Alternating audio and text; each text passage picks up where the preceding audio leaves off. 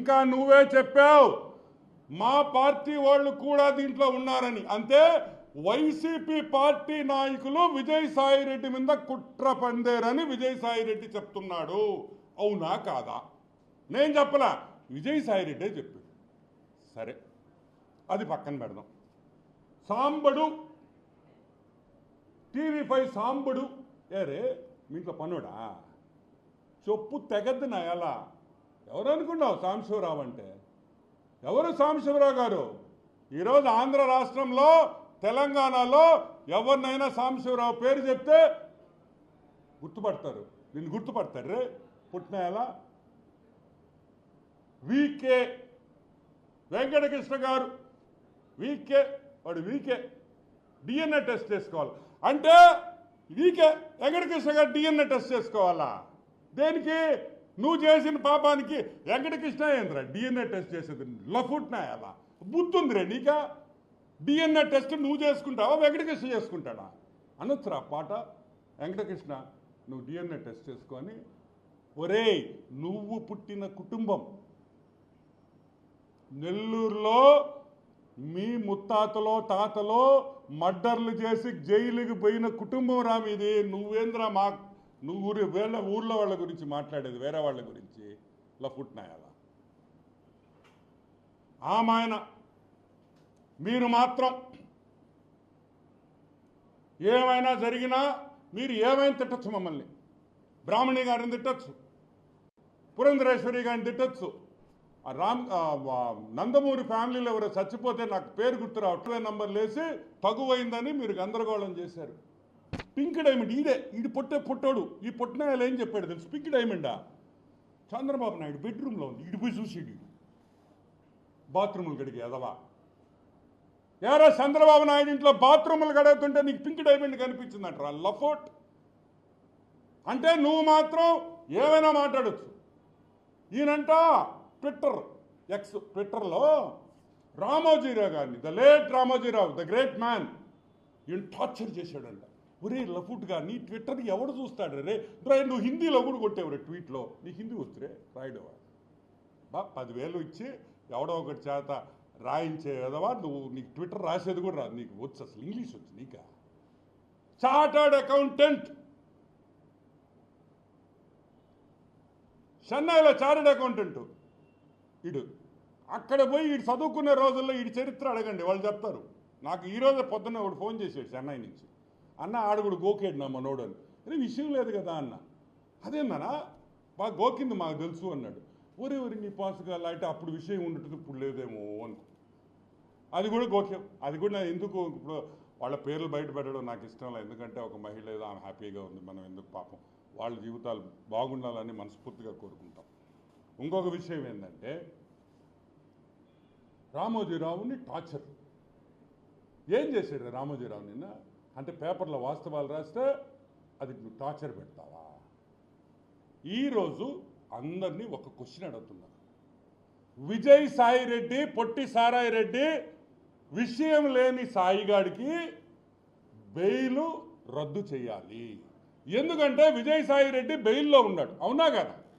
ఈ రోజుకి బెయిలే కదా. ఒక బెయిల్లో ఉండే వ్యక్తి ఒక ప్రెస్ మీట్ పెట్టి డైరెక్ట్గా న్యూస్ ఛానల్స్ని, అదేవిధంగా మహాటీవీ వంశీ గారిని డైరెక్ట్ అటాక్ కొట్టాడు. రాధాకృష్ణ గారిని మీ అంతు చూస్తానన్నాడు. అంటే ఈ బెయిల్ కండిషన్లు ఇది చేసినట్టే కదా. బెయిల్ కండిషన్స్ వ్యతిరేకంగా మాట్లాడిన విజయసాయిరెడ్డి వెంటనే బెయిల్ తొలగించాలి, బెయిల్ క్యాన్సిల్ చేయాలి, బొక్కలో దొయ్యాలి. ఎందుకంటే బయట ఉంటే జనాల్ని భయపెడుతున్నాడు.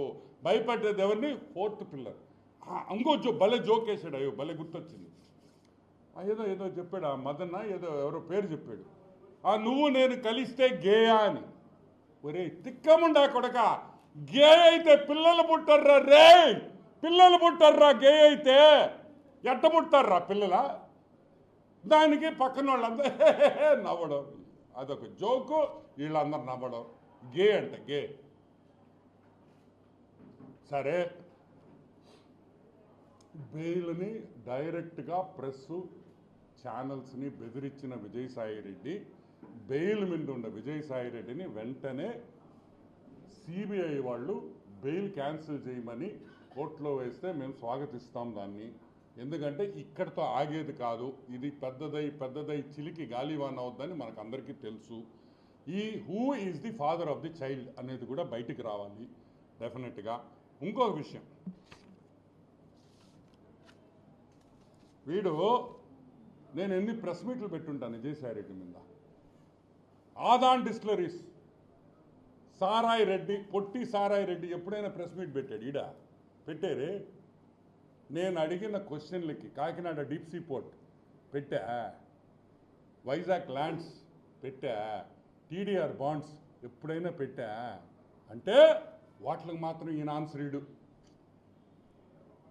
ఈయనీడు ఈ ట్విట్టర్లో పెడతాడు. ట్విట్టర్ అన్ని విషయాల్లో కూడా ఈరోజు వైజాగ్ దోపిడీ చేసింది విజయసాయి రెడ్డి అనేది అర్థమైపోయింది.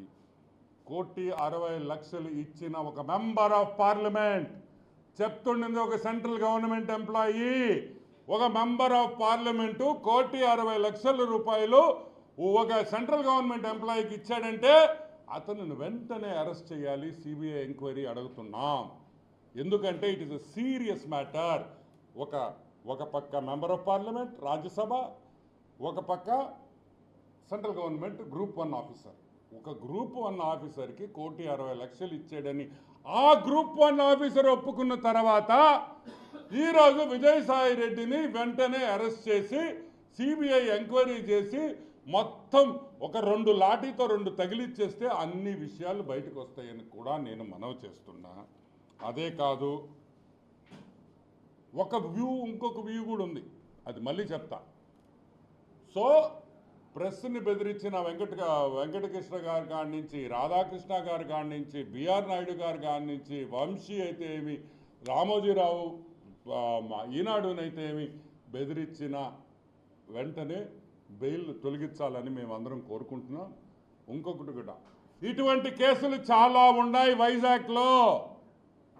అమ్మా తల్లులారా, వాడేమైనా పాపిష్టి పనులు చేస్తుంటే బయటికి రండి, మేమందరం ఉండాం.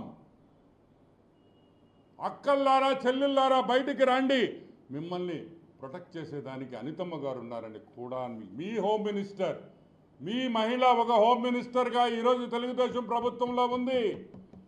ఆ అనిత గారు మిమ్మల్ని కాపాడొద్దని కూడా నేను మనవి చేస్తున్నా. దేనికి భయపడాల్సిన అవసరం లేదని. ఇటువంటి మంత్రులు చాలామందికి కూడా ఈరోజు ప్రభుత్వంలో ఉన్నారు, ప్రభుత్వంలో ఉన్నారు. వీళ్ళందరూ వైసీపీ ప్రభుత్వం ఉన్నప్పుడు ఆడవాళ్ళ మీద చేసిన అరాచకాలు మంత్రులు గింత్రులు ఎవరున్నా సరే దయచేసి కంప్లైంట్ చేయండి, యాక్షన్ తీసుకుంటామని కూడా నేను మనవి చేస్తున్నా. నాకు కూడా పర్లేదు, డైరెక్ట్గా అనితమ్మ గారికి ఒక ట్వీటో ఒక మెయిల్ పెడితే కూడా చాలని కూడా మీకు మనవి చేస్తూ ఉన్నాను. Yes, who is the father అనేది తొందరగా తేలాలి. Who is the father of the child is the mystery. ఆ మిస్టరీ బయటకి వచ్చేస్తే అన్ని విషయాలు బయటకు వస్తాయి. వెంటనే విజయసాయి రెడ్డి డిఎన్ఏ టెస్ట్కి ఒప్పుకోవాలి,